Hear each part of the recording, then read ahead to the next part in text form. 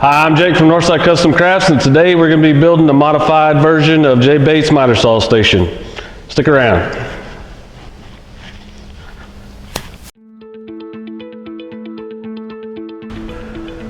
Here we go.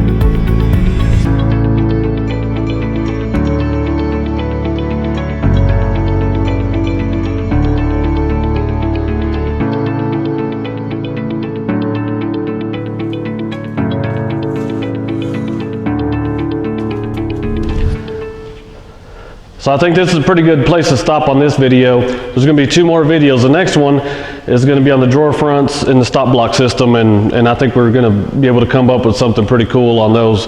And then the next video after that is going to be a follow-up video. And if you have any questions or concerns, or why did I do this, or how did I do this, then go ahead and put in the comments below in the next 2 videos, and then on the follow-up video we'll have something to talk about.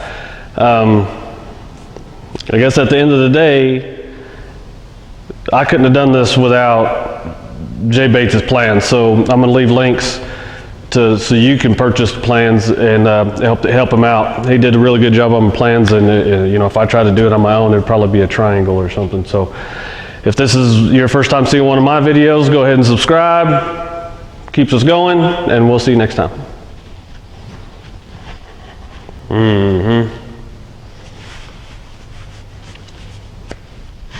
So if you come over here when I'm filming, you gotta be fun. You have to tell a joke. You have to be funny. I think this is a pretty good stopping point on this video. There's gonna be 2 more videos. The next one is gonna be on the drawer braces. What the hell's a brace? So, yeah, I saw that. There's going to be 2 more videos. The next one's going to be on the drawer braces. Why did I say that again? So you don't have any family-friendly jokes? No? I don't. You suck. I think I have to stop on this video. I'm almost out of YouTube shirts.